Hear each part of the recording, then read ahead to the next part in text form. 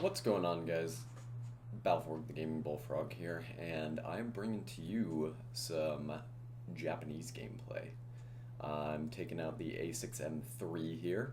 As you can see, it's a battle rating 3.7, and I love this plane. It's one of the only spaded A6M3s that I have. I'm taking it out with some tracer ammunition, as that has a full gambit of high explosive rounds. Um, as you can see, it's a carrier start on this map. I forget what the map is called, but I have a little trick that I like to do here. I hold full brakes using B, and then spool up the engine with WEP, and once it starts moving even under the brake control, I release the brakes, and you'll find that you'll pop up off the ground or off the carrier way before the end of the runway. So it really helps to never miss that carrier startup, because you don't want to drop off before the round is even started. As you can see, everybody's in their favorite clubby plane, the Kai 43. They're already miles above me, because I think not only did they get a pretty insane air start, but I joined this game late, using Gaijin's ever so favorite late start system. There is a bomber in the ranks. I'm heading over to capture point A, because that's where a lot of the American pilots go at the beginning to take out the artillery and AA, just at the front of the island. This is to ensure that they get the landing strip at A. That's the easiest one generally for them, because it's the farthest away from the Japanese start. So my entire team is heading over in that direction. There's one or so Kai 43s over on the left hand of the map. Just taking a look down at the destroyers there. It makes me think about all of the potential that War Thunder has for naval gameplay. Mixed modes, I think, are going to be where this game can really shine. At the rate of development of the game, however, I don't think that's going to happen for years to come.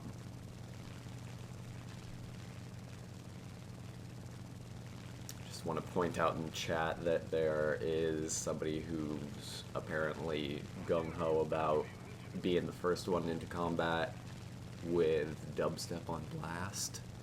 And I agree with the guy who called him out, saying that he's probably going to die. It's lucky that he didn't, but at the same time, doing something like that is not helpful to the team. It's not going to further your advantage.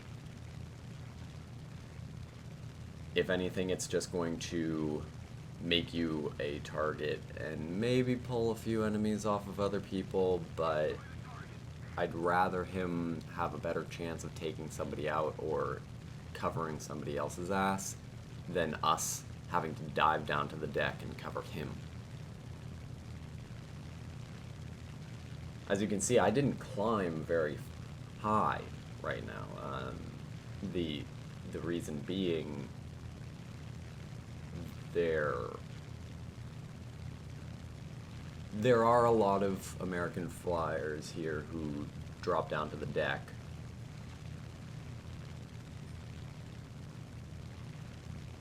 But this P-39 drops down to the deck over here, and I'm sitting at 2,000 meters. And that will even be a little bit too high to even engage these people. I should have flown in about 1,000 meters below what I'm at right now. Cruising at 450 kilometers an hour, so I'm going pretty fast. This is a fully upgraded plane. all of the performance upgrades. It's really nice. I've forgotten in this game the rip speed of the plane, so I kind of rein myself in when I start diving down here. P-63 above me, he's a little bit too far away and engaged for me to worry about him. There's a Cannon Hurricane down there and a P-39N. I think that this game is a little bit below my tier. I'm 3.7, I think these planes are around 3. But here is where I invert and I start to dive. I cut my throttle a little bit, and then I cut it all the way, and I pull off and kind of spiral down because I'm afraid to take it over 500. I could have probably got in a lot faster, but if I had done that, I would have been much lower and probably would not have secured a kill. Since there are no other targets in the area, I'm just going to engage these AI F6Fs that come in here for some target practice. I haven't flown this plane in a while. These cannons are really slow, so you have to give a lot of lead or be right on top of the target. I burst through there, I saw something fall off, so I just move on to the next target. As you can see, even at this really close range, you have to get a lot of lead. I thought that was really funny that the F6F crashed into another one because I ripped its wing off. So 3+1 crash of these AI here. I'm being really careful not to blow through all my ammo. As you can see, I'm already down to half of my cannon ammo, taking out these F6Fs, and I'm not going for confirmed kills here. I'm just damaging them enough to maybe make a little bit of a difference. Switching over to my 7.62s right now because I notice, yeah, I'm running low on my cannon ammo.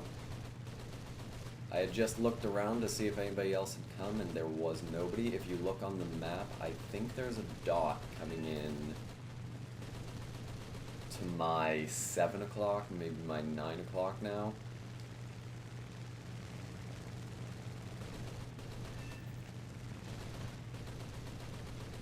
But I really tunnel visioned hard on these F6Fs, so I might be in a little bit of a risky position.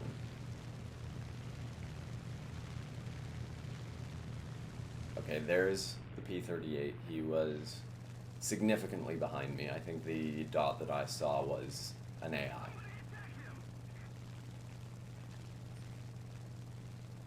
Our team has done an amazing job of wiping the floor with the enemy.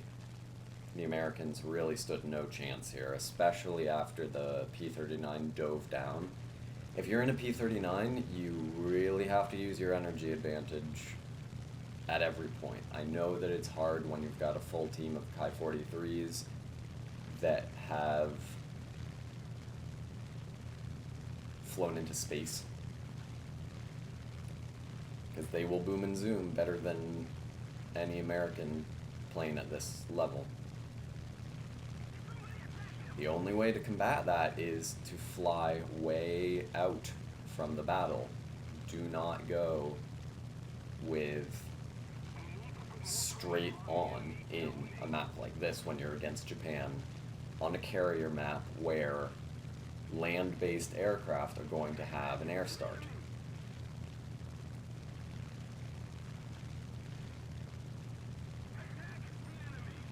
There's a Spitfire who just shot down one of our Ki-43s, the one and only.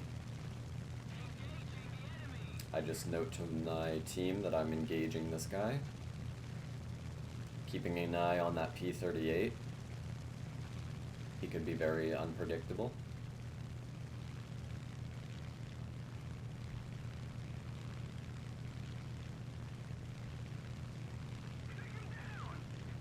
can really see how fast that dive speed of the Kai-43 is. If he had had a little bit better of an aim and not overshot, he would have decimated the Spitfire. But the Spitfire uses his ability to slow his plane down.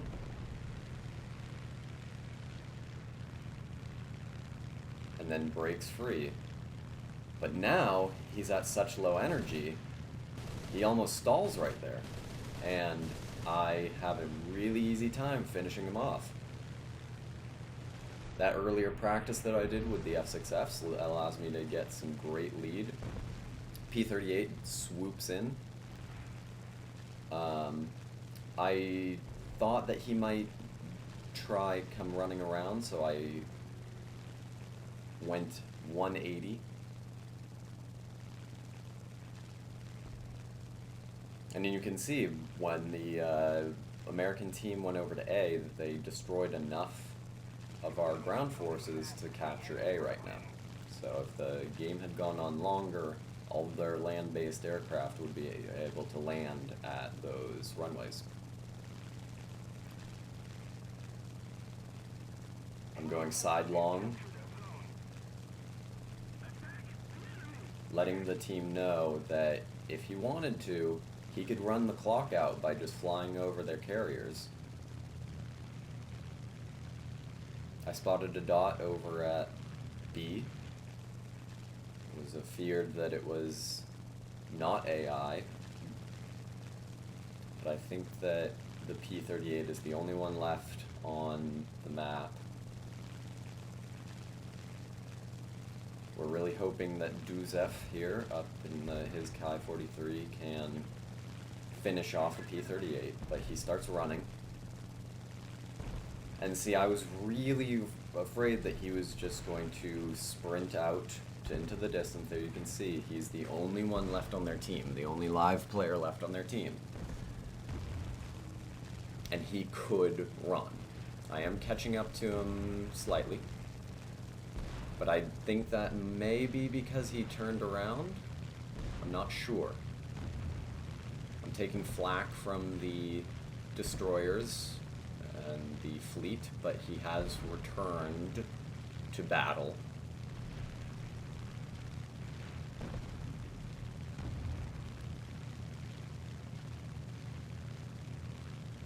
And Mr. Dubstep and him traded fires, although his fires were much more caustic as it took out the P-38. Just a note on a little bit of realism. Self-sealing fuel tanks just don't seem to be modeled in the game.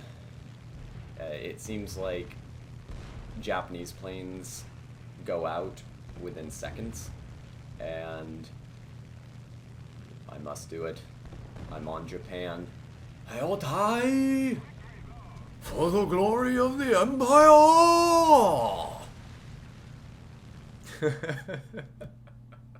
Alright, thank you guys so much for tuning in. I've been Balfour the Gaming Bullfrog. Alright, so well, got a big chunk of experience right there. For my A6M5, 5 planes destroyed, and I had a blast. I hope you guys did too. I will catch you in the next one.